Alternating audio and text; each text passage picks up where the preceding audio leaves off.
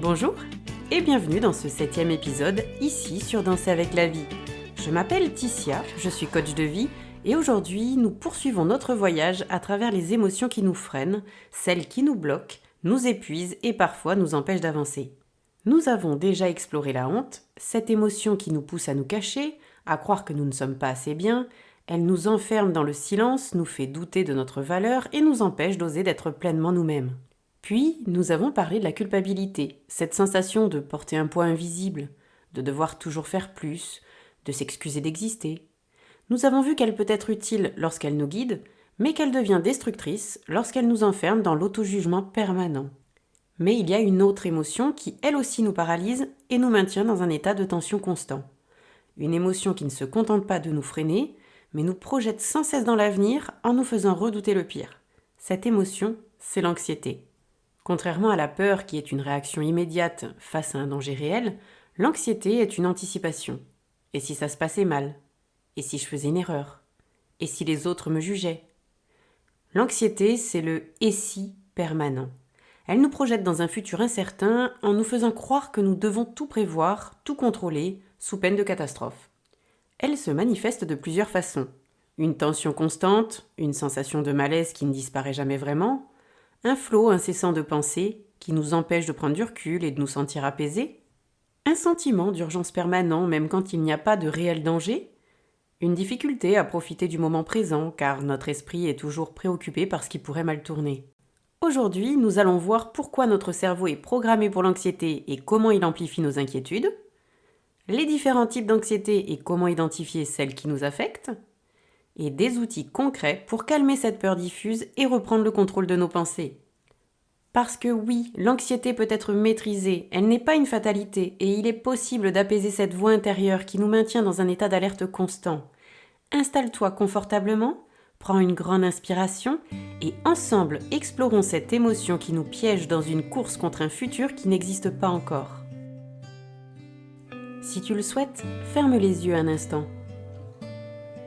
Pense à un moment où tu as ressenti de l'anxiété, une sensation d'oppression, ce nœud dans l'estomac, ces pensées qui tournent en boucle, cette impression de ne jamais pouvoir vraiment être détendu.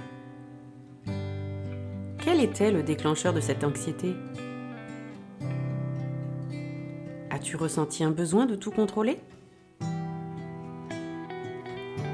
Avais-tu du mal à te concentrer sur le moment présent? L'anxiété ne se contente pas de nous stresser. Elle façonne nos décisions, nos comportements et même notre corps. Mais comment agit-elle réellement sur nous? Pourquoi certaines personnes en ressentent-elles plus que d'autres? Contrairement à la peur qui nous protège d'un danger immédiat, l'anxiété est une anticipation. C'est un système d'alerte interne un peu déréglé. Au lieu de se déclencher uniquement face à un danger réel, il reste activé en permanence, nous poussant à imaginer des scénarios négatifs, à douter de nous-mêmes et à tenter de tout contrôler. Deux types d'anxiété existent. L'anxiété situationnelle, elle survient face à une situation spécifique. Par exemple, avoir le trac avant de parler en public, ressentir du stress avant un entretien d'embauche. Elle est temporaire et disparaît une fois la situation passée. Ensuite, il y a l'anxiété chronique. Elle est diffuse et omniprésente sans cause apparente. Elle se manifeste sous forme de rumination mentale, de tension physique et de fatigue émotionnelle. Lorsqu'on se sent constamment inquiet, même quand tout va bien, que l'on pense en boucle à des scénarios négatifs. Avoir de l'anxiété de temps en temps est normal, mais quand elle devient un mode de fonctionnement permanent, elle nous empêche de vivre pleinement. L'anxiété ne vient pas de nulle part, elle est souvent le résultat d'un conditionnement, d'expériences passées ou d'une hyperactivation du cerveau face à l'incertitude. Voici les 3 principales sources de l'anxiété excessive. La première, c'est que notre cerveau est programmé pour la survie. L'anxiété est un mécanisme de défense ancestrale. Nos ancêtres devaient anticiper les dangers pour survivre. Aujourd'hui, notre cerveau fonctionne toujours comme si un prédateur risquait de nous attaquer. Sauf que nos prédateurs sont nos responsabilités, nos choix, nos relations. Ensuite, il y a l'éducation basée sur la peur de l'erreur. Les personnes ayant grandi avec des attentes élevées ou un environnement imprévisible peuvent développer un besoin excessif de contrôle. Un enfant qui a toujours été félicité uniquement lorsqu'il faisait les choses parfaitement peut développer une anxiété de performance à l'âge adulte. Et pour finir, le mode de vie hyperconnecté et stressant. Les sollicitations permanentes avec les mails, les réseaux sociaux, les obligations professionnelles créent une surcharge cognitive. Et résultat, le cerveau ne sait plus quand il peut débrancher et reste en état d'alerte en permanence. L'anxiété n'est pas un défaut, c'est une alarme qui a été mal réglée par notre histoire et notre environnement. L'anxiété ne se contente pas de nous inquiéter, elle influence profondément notre manière de fonctionner, nos relations et notre bien-être. Mais comment l'anxiété nous impacte ? Pour commencer, avec la paralysie mentale. Trop de pensées, donc incapacité à prendre une décision, quand vous hésitez pendant des heures sur un choix simple par peur de faire le mauvais choix.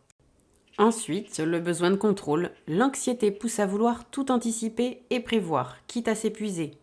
Vous savez, lorsqu'on rejoue mentalement une conversation à venir, qu'on imagine 1000 scénarios, ou qu'on prépare des plans B, C et pourquoi pas un D. Il y a également l'évitement des situations inconfortables. Plutôt que d'affronter l'anxiété, on cherche à l'éviter. Ne pas répondre à un message important, repousser une prise de parole, éviter un conflit. Et pour finir, les manifestations physiques. Palpitations, douleurs musculaires, troubles du sommeil. L'anxiété ne reste pas que dans la tête, elle affecte aussi le corps. L'anxiété n'est pas qu'une sensation désagréable. Si elle n'est pas maîtrisée, elle peut limiter nos choix, nos expériences et notre bien-être global. Voici un exercice pour identifier son schéma anxieux. Prends un carnet et note tes réponses à ces questions. Quelle est la dernière chose qui m'a angoissée ? Mon anxiété était-elle justifiée ou amplifiée par mon imagination ?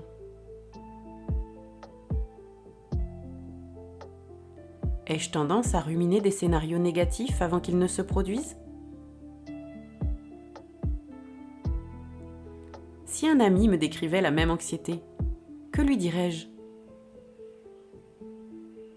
Note tes réponses et prends conscience de la manière dont ton cerveau entretient ton anxiété. Nous avons vu comment l'anxiété influence notre quotidien, comment elle anticipe le pire, nous pousse à éviter des situations, à chercher le contrôle absolu et à épuiser notre esprit et notre corps. Mais bonne nouvelle, l'anxiété peut être apprivoisée. Si elle est une alarme mal réglée, alors il est possible d'en baisser le volume, de réajuster son fonctionnement pour qu'elle ne dicte plus nos actions et nos pensées. Dans cette partie, nous allons explorer 3 étapes essentielles pour calmer l'anxiété et retrouver une sensation de sécurité intérieure. On va apprendre à reconnaître et à désamorcer les pensées anxieuses, utiliser des techniques concrètes pour calmer son corps et son esprit et changer son rapport à l'incertitude et au besoin de contrôle. L'anxiété commence toujours dans la tête. Avant d'être une sensation physique, c'est une cascade de pensées négatives qui s'enchaînent sans fin. Voici l'exemple d'un schéma anxieux. La pensée initiale. Et si j'échouais à cette présentation ? La pensée, une fois amplifiée, les autres vont voir que je suis nulle. Et la pensée catastrophiste, si je rate, ma carrière en souffrira, je vais tout perdre. Et le résultat, une simple inquiétude devient un film catastrophe mentale qui active l'anxiété de manière disproportionnée. Voici un exercice express, le stop des pensées anxieuses. Dès que tu repères une pensée anxieuse, dis mentalement ou à voix haute « Stop !» Remplace-la par une pensée plus rationnelle. J'ai déjà réussi des présentations, je suis capable de gérer. Puis pose-toi cette question. Y a-t-il une preuve objective que ce que je crains va arriver ? Puis respire profondément pour couper court à la spirale. Et pourquoi ça fonctionne ? Parce que l'anxiété adore les pensées automatiques et les interrompre dès le début évite qu'elles ne prennent trop de place. Ton esprit peut apprendre à ne plus amplifier l'anxiété, mais il faut l'entraîner. L'anxiété ne reste jamais seulement dans la tête. Elle s'imprime dans le corps sous forme de tension musculaire, de battements cardiaques accélérés et de respiration courte et saccadée. Il existe 3 techniques pour calmer le corps et couper court à l'anxiété. La première, la respiration 4-7-8. Inspire par le nez en comptant jusqu'à 4. Retiens ta respiration en comptant jusqu'à 7. Puis expire lentement par la bouche en comptant jusqu'à 8. Répète ceci 3 fois. Pourquoi ça fonctionne ? Parce que ralentir sa respiration envoie un signal de calme au cerveau et arrête la réaction de stress. Ensuite, il y a la tension et détente musculaire. Serre les poings forts pendant 5 secondes, puis relâche. Contracte tes épaules, maintiens 5 secondes, puis relâche. Continue avec les jambes, le ventre et ainsi de suite. Cet exercice fonctionne parce que relâcher volontairement les tensions corporelles permet d'évacuer l'anxiété. Pour finir, il y a l'ancrage sensoriel. Regarde autour de toi et nomme 5 objets que tu vois. Pose tes mains sur un objet et sens sa texture. Écoute les bruits autour de toi sans les juger. Se reconnecter à ses sens ramène au moment présent et coupe la projection anxieuse vers l'avenir. Ces techniques permettent d'y revenir. L'anxiété vient d'une peur fondamentale, ne pas savoir ce qui va arriver. Elle nous pousse à tout anticiper, tout prévoir, tout contrôler, sauf que c'est impossible. Voici un exercice express pour faire la paix avec l'incertitude. Prends un carnet et écris ce que tu veux contrôler en ce moment. Je veux être sûr que mon projet va réussir. Divise cette page en 2 colonnes.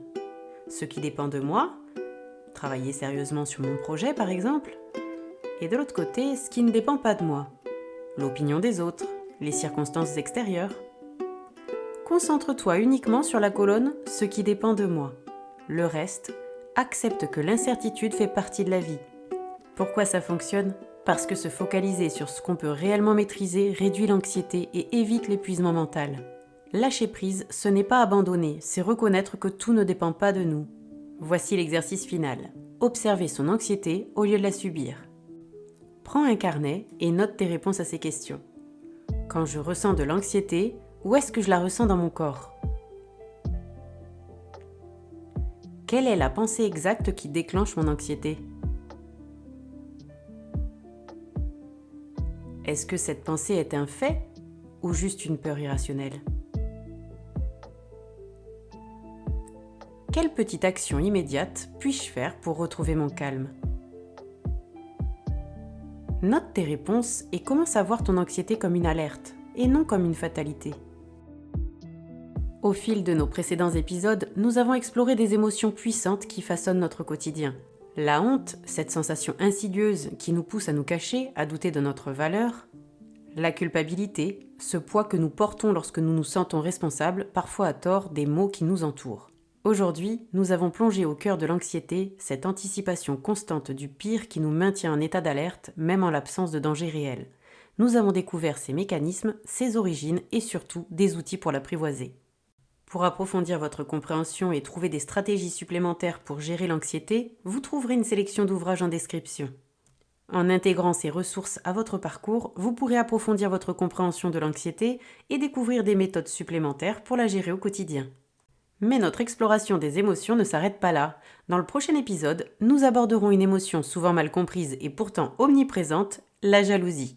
Comment se manifeste-t-elle ? Quelle est sa véritable origine ? Et surtout, comment la transformer en une force positive plutôt qu'en poison relationnel. Je tiens à vous remercier chaleureusement pour votre écoute et votre fidélité. Si cet épisode vous a plu, n'hésitez pas à le liker et à vous abonner à ma chaîne.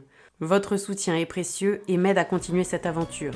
À très bientôt pour une nouvelle exploration au cœur de nos émotions et de nos relations.